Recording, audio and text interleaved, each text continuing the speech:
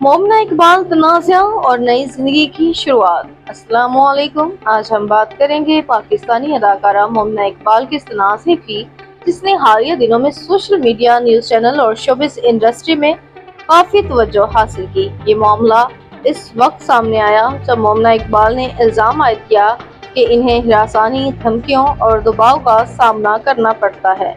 इनका मौक़िफ़ था कि मामले की तहकीकात होनी चाहिए और मुतल्लिका इदारों से इंसाफ मिलना चाहिए। दूसरी जानिब साबिक MPA साकिब चंद्र ने इल्ज़ामात की तरदीद करते हुए अपना अलग मौक़िफ़ पेश किया। बादशाह ये मामला साइबर क्राइम हुकाम और अदालतों तक भी पहुँच गया। इस तनाज़े के दौरान सोशल मीडिया पर मुख्तलिफ दावे और जवाबी दावे सामने आते रहे।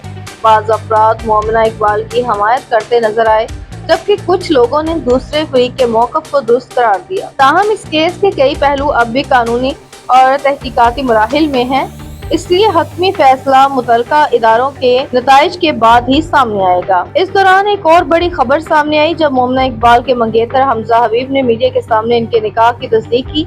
हमजा हबीब ने लाहौर हाई कोर्ट के बाहर गुफ्तगू करते हुए बताया कि इनका और मोमना इकबाल का निकाह 23 मई 2026 को हो चुका है और अब वो कानूनी तौर पर मियां बीवी हैं।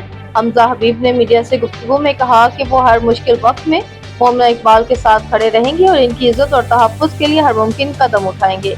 इनके बयानात भी सोशल मीडिया पर काफी वायरल हुए। बादशाह मोमना इकबाल की शादी की तकरीबात का आगाज दुआए खैर से हुआ, जिसकी तस्वीर और वीडियो सोशल मीडिया पर तेजी से फैल गई।